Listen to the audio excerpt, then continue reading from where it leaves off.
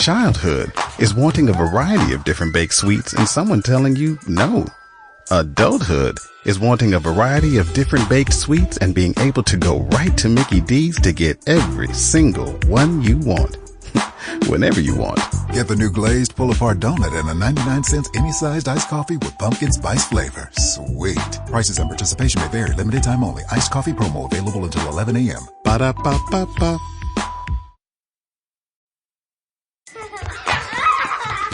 Childhood is wanting a variety of different baked sweets and someone telling you no.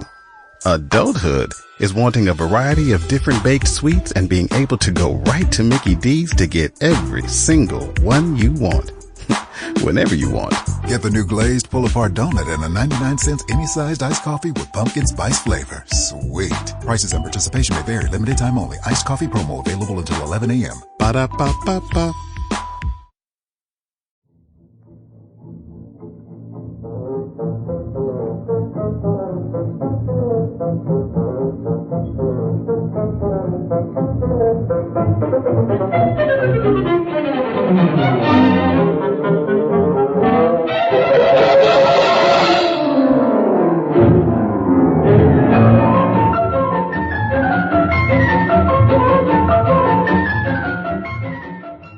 Welcome to the Great Detectives of Old Time Radio.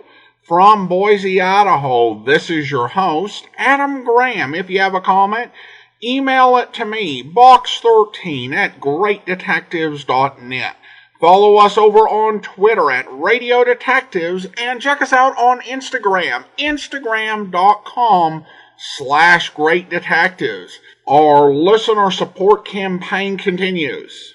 And you can become one of our ongoing Patreon supporters for as little as $2 per month. Just go over to patreon.greatdetectives.net. And when you do become one of our Patreon supporters, you get a monthly newsletter from me. You also occasionally get to hear things in advance, such as the Old Time Radio Superman program. New episodes have been posted for Patreon supporters in advance of general release. And you can also choose our summer series that we vote on each April. So check us out over at patreon.greatdetectives.net. Now let's go ahead and get into today's episode of yours truly, Johnny Dollar. The original air date on this one is March the 17th, 1953, and this one is The King's Necklace Matter. John Lund as yours truly, Johnny Dollar.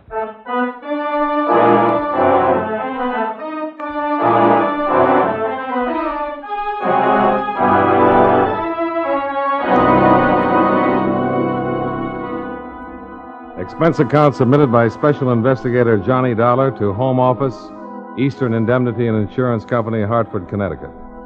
The following is an accounting of expenditures during my investigation of the King's Necklace matter. Expense account item 1, $134.70. Airfare and incidentals between Hartford and Miami. Waiting at the airport, as promised, was your Southern States Agency manager, Marty Fenton. Over a cup of brew in the coffee shop, he briefed me on the assignment. Ever hear of King Rawlings, Johnny? King Rawlings? Financial tycoon, wasn't he? Retired some 20 years ago? That's the lad. About a year ago, he wrote a policy on a $250,000 necklace that he owns. Which has suddenly turned up among the missing? Not yet. You expect it to? Well, we got a letter from him day before yesterday. Claims somebody attempted to break into his safe. Thinks they were after the necklace. Well, I'm usually sent for after the crime's been committed. True, my lad, true. Oh, pass the sugar, will you, please? Sure. So what am I doing here now? The policy's coming up for renewal, Johnny. There have been nasty rumors circulating around about Rawlings' present financial condition. Afraid he's starting a build-up to put in a fraudulent claim? It's been done before. The boys in Hartford get pretty stuffy about that kind of skullduggery. I want you to check around Los Banos and see what you come up with. Is that where the gentle sea breezes waft through the palm trees? 2,000 imported ones. Los Banos is Rawlings' own personal island off the coast of Cuba. He's lived there for 20 years, surrounded by his memories, his trees, and his collection. Of precious stones? People. Mr. Johnny Dollar is one of the... Oh, your plane's waiting, Johnny. I hired a little amphib to fly Let's you not down. brush off the collection of people, Marty. Who am I to prejudice a stalwart investigator about to brave the dangers of Rawlings Isle? On your way, lad. May the blessings of Eastern indemnity follow you even unto the ends of Los Banos.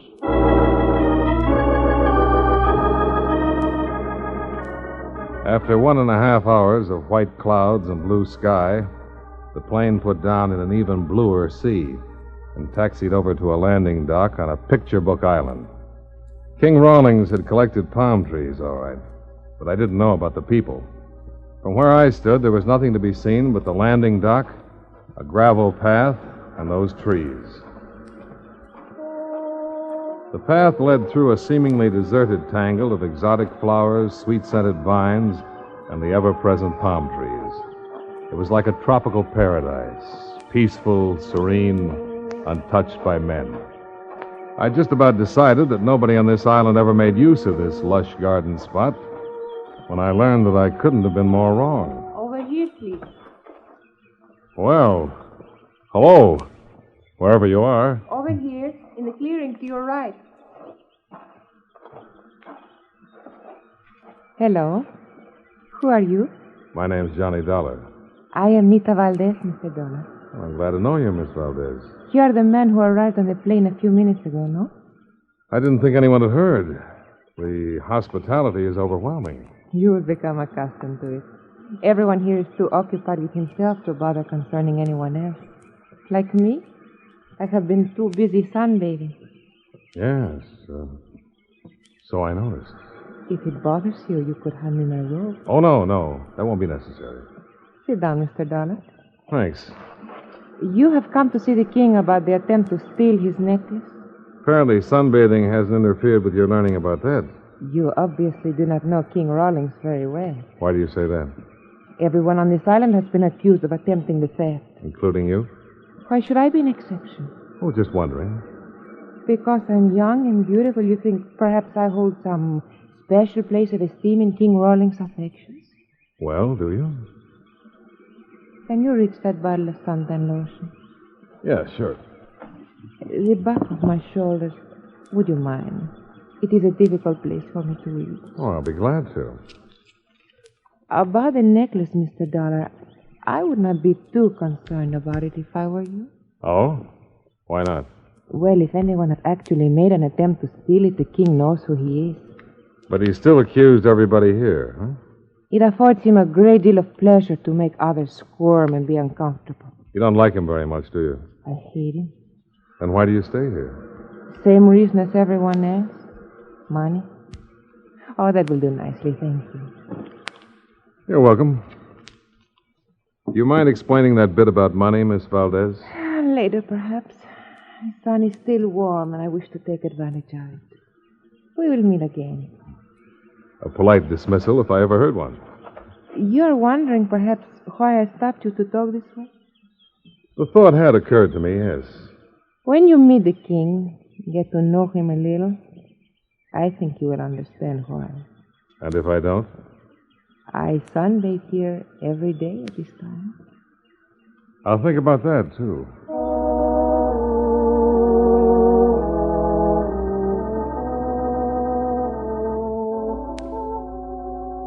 I found that Rawlings, like all good kings, lived in a castle. This one, obviously imported, stone by stone, from some Moorish province.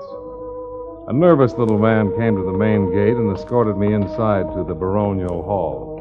Harley is my name, Mr. Dollar. Timothy B. Harley. I'm Mr. Rawlings' secretary. In here, please. Mr. Rawlings' study. He'll be down to join you shortly. Thanks, Mr. Harley. I presume you're here about the necklace, Mr. Dollar?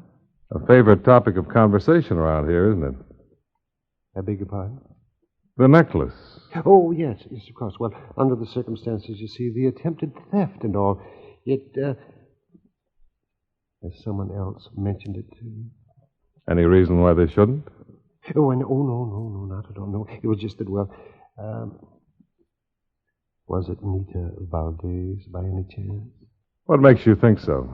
Why, nothing. Oh, no, nothing at all. Only, you see, it was, well, to tell you the truth, I've suspected something for a long time. It's come to my attention. You talk too much, Harley. Oh, Mr. Rawlings. Oh, I didn't hear you come in. I was just telling Get out. Oh, well, of course, Mr. Rawlings. Of course. You're from the insurance company? That's right, Johnny Dollar. Why you instead of Marty Fenton? He's an agent. I'm a special investigator. I didn't request an investigation. You made a report of an attempted robbery. What do you want me to do? Have you declare the policy void because I didn't? What do you want us to do? Thank you for letting us pay out $250,000 if the necklace turns up missing? Over here, darling. There's the safe I keep it in. Pretty substantial job. Fenton supervised the installation himself. Those scratches near the combination, those what made you think somebody tried to force it? Only a hammer and chisel could make those marks. I'd like to see the necklace. Good. Who do you think was after it? Either Harley or my protege, Anita Valdez. Why suspect them? They love money and hate me. You care to go into that? You're investigating the necklace, Dollar, not my relationships with the people on this island. There it is. Beautiful workmanship. What else did you expect for $250,000? A little more than this, Rawlings. I'm no expert on precious stones, but 10 will get you 20 if these aren't paste. Let me see.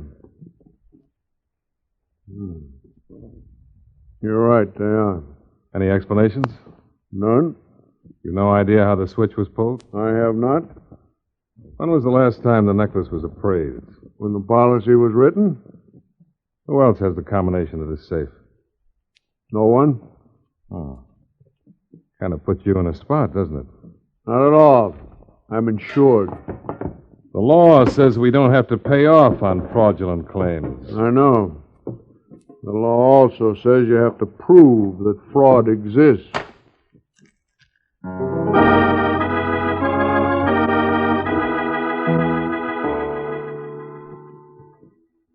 I broke the news to Marty and looked around for something to improve the shining hours while waiting for him to arrive.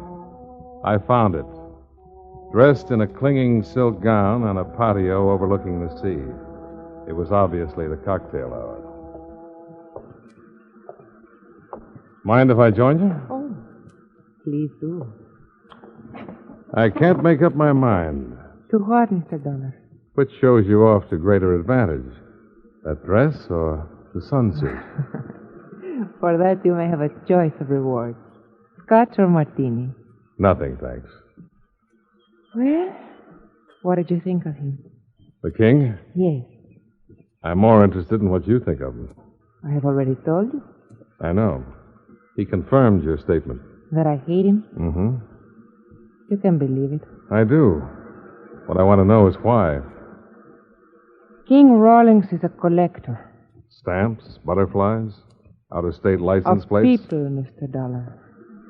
How does this fascinating game of his work? He specializes in aspiring artists with little or no talent. An actress like myself, a would-be poet like Harley.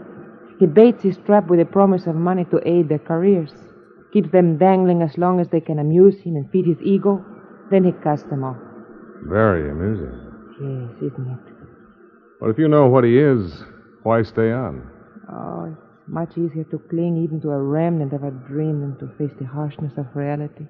How tough would it be to face reality with $250,000? The necklace is gone? Does that surprise you? No. It was too great a temptation. For you or Harley? For either of us, if we had known the combination to that safe. No, Mr. Dollar, it was the king himself who was tempted. Well, that doesn't figure. Not with his money. If he still has it. Why do you think he hasn't? What other answer could there be? Might be interesting to try to find out. Oh, you would be wasting your time, Mr. Dollar. I've got some to spare. Perhaps I could find use for it. I don't have any money. Oh, that was rather cruel. I'm sorry. Mr. Dollar, is that you out there? Oh, yes, of course it is, yes. Why the excitement, Harley? Tell me, is it true that the necklace has been stolen? Looks like it. Why? I wonder if that could possibly account for it. For what? Mr. Rawlings, he's lying on the second-floor landing. I think he's dead.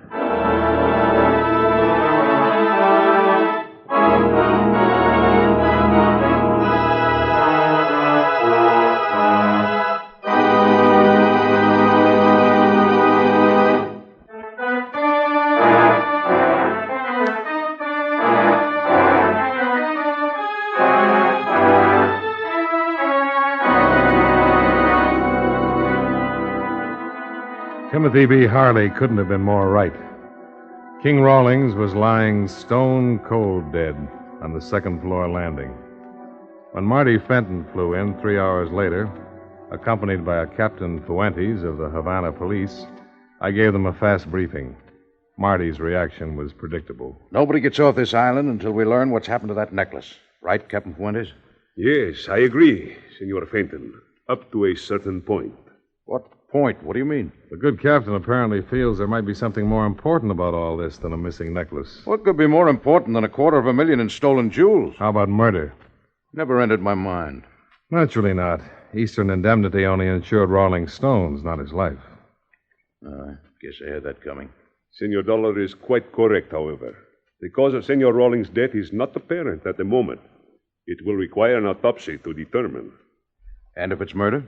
We must then regard everyone who was present upon this island with suspicion. What help can you give us regarding that, Senor Dollar? Well, just what I've told you. Outside of the servants, only Harley, Miss Valdez, and I were among those present. And who was the last to see Senor Rawlings alive? So far as I know, I was. But Harley could have been with him after Rawlings left me in the study. For that matter, Miss Valdez could have seen him, too, before our little tete-a-tete on the patio. Look, fellows, me lads, I don't want to appear single-minded about this little affair, but we don't know whether Rawlings was murdered or not. However, we do know Eastern Indemnity's out a cool 250 G's if that necklace doesn't turn up. Payable, of course, to Senor Rawlings' estate. Sure, but who cares who it's payable to? What I'm interested in is not paying it. Thinking of possible motives, Captain? The heir to Senor Rawlings' fortune might well be suspect. So would whoever stole the necklace, if Rawlings had tumbled to him. And there's always plain hate, isn't there? You have something specific in mind, Senor Dollar? Just a suggestion, Captain. Fuentes had his plane fly Rawlings' body back to Havana for posting, while he conducted a very thorough, if unenlightening, questioning of those present. Apparently, no one had seen Rawlings after he left me in the study, had any idea how he died, or what had happened to that necklace. Fuentes knocked off around midnight, and everyone ostensibly went to bed. I still had a few unanswered questions kicking around, so I went up to Harley's room to try them out. Why, yes, Mr. Dollar. Mr. Rawlings had a will, but as I told Captain Fuentes, it's locked in the safe. And it'll take a court order and some professional safecrackers to get at it, I know. But what about the copy? Copy? It's customary for the attorney who drew it up to retain a copy. Oh, yes, of course. I hadn't thought. Senor Chavez must have one in Havana. He's an attorney there? Yes. As a matter of fact, he handled most of Mr. Rawlings' financial affairs. Well, he must have a copy. Oh, why don't you ask him? Oh, I will. But first, I'd like to know why you were planning to leave Los Baños. Leave Los? Well, how did you know? Well, maybe you can think of another reason for having a half-filled suitcase laying there on your bed. Oh, yes, of course. Yes. I was planning to leave. No reason why I shouldn't. After all, my employment here has been terminated. Have you discussed the idea with Captain Fuentes? Well, no, but why should he object? I'm not guilty of anything. Just a thought, Harley. Mind if I take a look at that suitcase? No, don't touch that. I don't. Well, what do you know? A brown paper parcel neatly wrapped and tied. You mind telling me what's in it? It's none of your business. Put that down. It wouldn't be a necklace by any chance, would it? Put it down, Dollar. Oh, sure, right away. Well, now that's interesting. All new, crisp. in $100 denominations. Must be close to $10,000 here. Well, what of it? It's mine. Oh, I don't doubt that. I'm just wondering where you got it. I saved it. Working for Rawlings? Yes, why not? I saved it working for Rawlings. It's mine. Okay, Harley. I don't want it. Don't you really know why Captain Fuentes might object to your leaving now? No. I most certainly don't. Remarkable.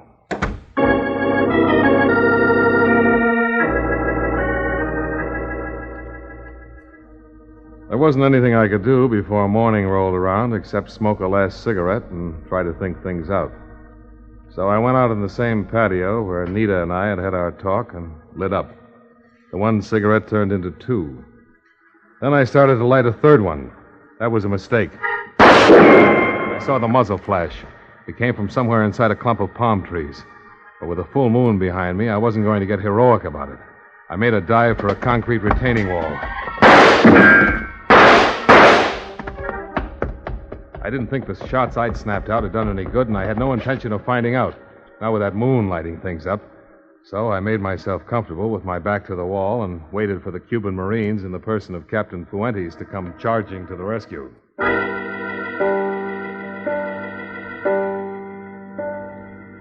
Some 15 minutes later, Marty, the captain, and I held a council of war on our way down to the landing docks. I found these two empty shells under one of the palm trees, Senor Dollar. But that was all. No trace of the person who fired them. What about Harley? He's not in his room. So far, I've been unable to locate him. Hardly seems reasonable, Johnny. What could be so important about that money you saw to make him want to kill you? I don't know that he did, Marty. But I'd like to ask him a couple of questions about it. But why come down here to the boathouse, Senor? Well, with your plane gone, there's only one way off this island. Rawlings speedboats. We'd better make sure they're locked up tight.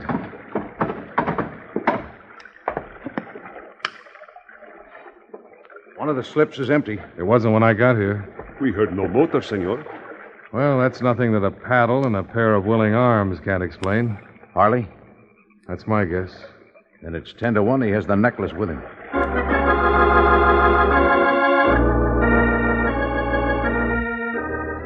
Expense account item 2, $5.65.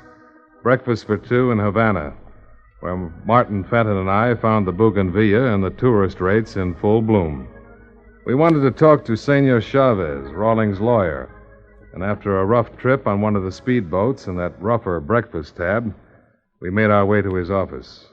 See, I have a copy of Senor Rawlings' will, but you understand I cannot disclose its contents until the court so order. Well, we don't want any details, Senor Chavez. Huh? But I understood you were inquiring about beneficiaries. All we want to know is if he left anything to a Timothy Harley or Anita Valdez. I see. We've explained the circumstances, Senor Chavez. It can't violate any professional ethics to give us a yes or no to those two names. No, I do not believe it is unethical to tell you this much. No individuals were named in the will, only charitable and public welfare institutions. Well, that eliminates the heir apparent angle, Johnny. One more thing, Senor Chavez. There have been rumors that Rawlings' fortune was almost gone. Any truth to them? Not a bit. All his investments were most judiciously placed. He was perhaps wealthier at the time of his death than at any time during his life. Well, you've been a big help. Thanks. For now, it is an attorney's duty to aid the law, is it not? Any time you are here in Havana, please to stop in. It would be my pleasure. Will do, Senor Chavez, and thanks again. Well, it was a great help. Cleaned up some loose ends. It's a loose necklace I'm worried about, Johnny. Where do we go from here? Well, we can check out the local police, see if they've picked up anything on Harley. Good as anything, I guess. Oh, which way? We passed it on the way up here. We'll go right... Senor Dollar, it is most fortunate that you're still here. There's a phone call for you in my office from the island of Los Baños. Oh, thanks, Senor Chavez. There on my desk, senor. Johnny Dollar. This is Captain Fuentes, Senor Dollar. I have some information for you. Oh? What is it, Captain? First of all, the autopsy report on Senor Rawlings has come in. Natural death? See, that is correct. From an old aggravated heart condition. But how did you know? No real reason for anybody to murder him. What else? We have found Senor Harley's body at the north end of the island. Apparently his motor stopped and the surf dashed him against the rocks. His skull was fractured. You didn't find the necklace on him? No, but he's the one who stole it. What makes you think so? In his wallet, we found a slip of paper, Senor. On it was written the combination of the safe.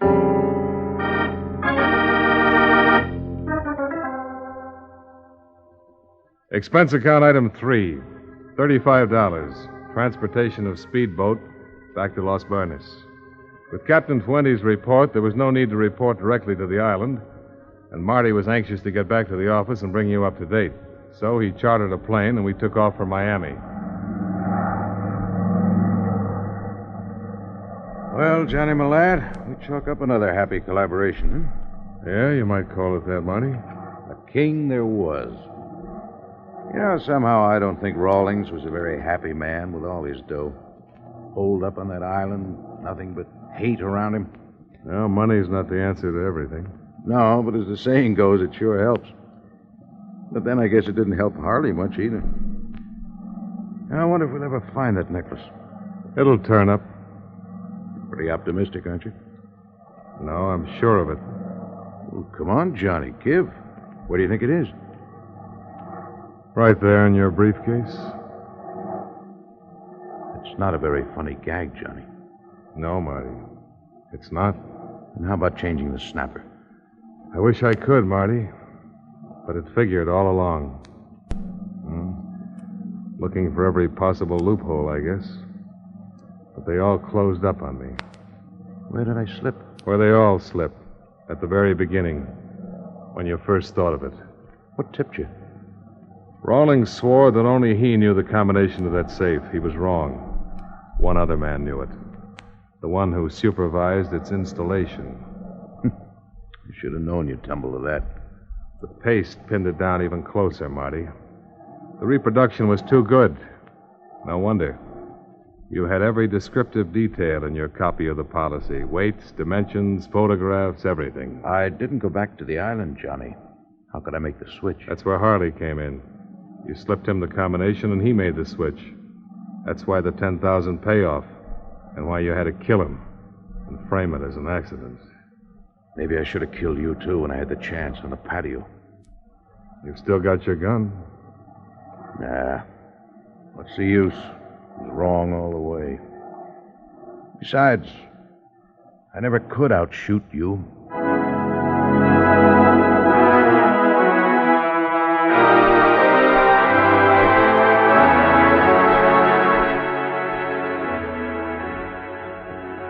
Expense account item 4, $32.15. Hotel bill and incidentals in Miami. Item 5, $141.10. Plane fare and incidentals back to Hartford. Expense account total, $348.60. Remarks: with all due deference to my chosen profession, sometimes this is a lousy business. Yours truly, Johnny Dollar.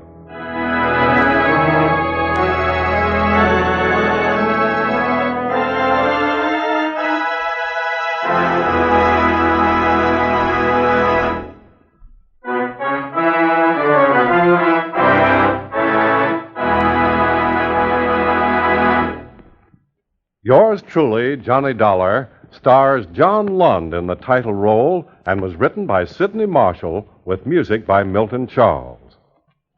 Featured in tonight's cast were Jack Moyles, Lillian Baeff, Tom Tully, Howard McNear, Nestor Paiva, and Don Diamond. Yours truly, Johnny Dollar, is produced and directed in Hollywood by Jaime Del Valle.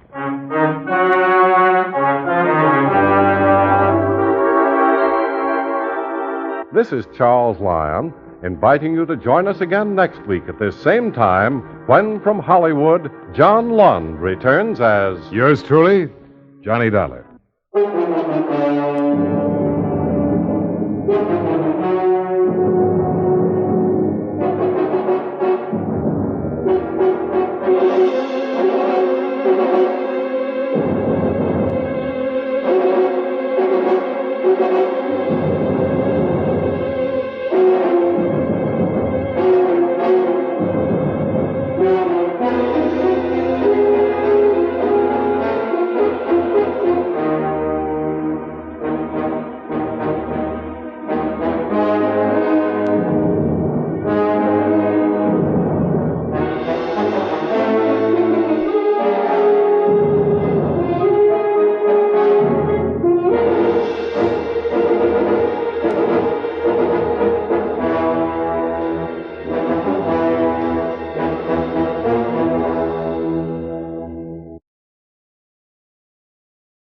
Welcome back. Okay, this is probably one of my favorite stories of the Lund era. It is just so cleverly written, with the death of the policyholder actually being this whole red herring. And the revelation it was the insurance agent really surprised me.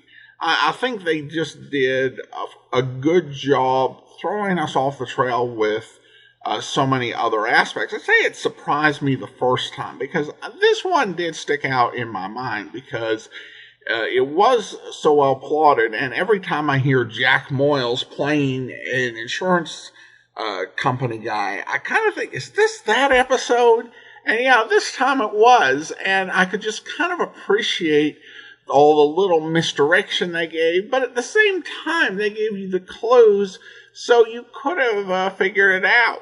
I liked how he even started to get philosophical about how money didn't bring happiness. You know, that was the degree to which, you know, he was being sneaky and hoping that he'd play Johnny, only to find out at the end that he had gone wrong. And I also appreciate the realism of him not trying some desperate getaway.